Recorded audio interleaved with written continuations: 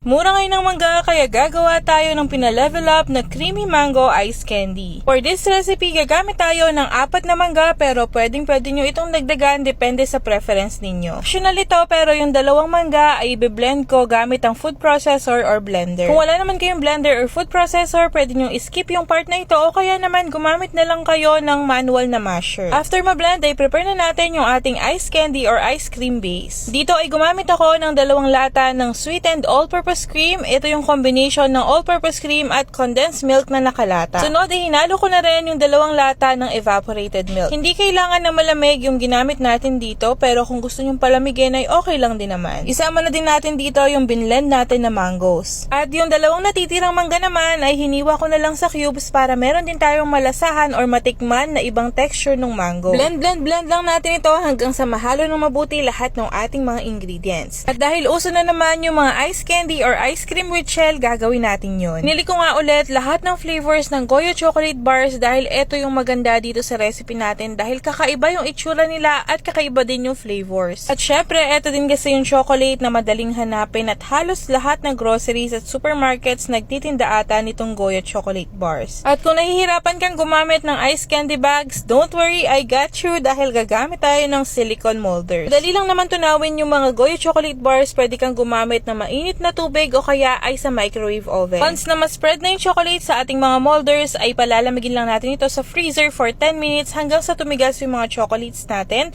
at pwede na nating isalin yung ating ice candy or ice cream base. And then, all we have to do now is wait hanggang sa tumigas yung ating mga ice candy or ice cream sa ating mga freezers. Kung wala naman kayong silicone molders, pwede nyo itong gawin sa inyong mga plastic cups, lagyan nyo na lang ng popsicle sticks. Panalo talaga itong Goyo chocolate bars, lalo na itong cookies and cream. Ito yung pinaka-favorite ko sa lahat. Mas mabilis din ako natapos nang gumamit ako ng silicone molders kumpara nung gumamit ako ng ice candy bags before. Ikaw ba, kumare, mas gusto mo ba yung naka-ice candy bag or mas gusto mo na iba-iba yung hugis gamit ang silicone molders? Ilagay mo na yan sa ating comments.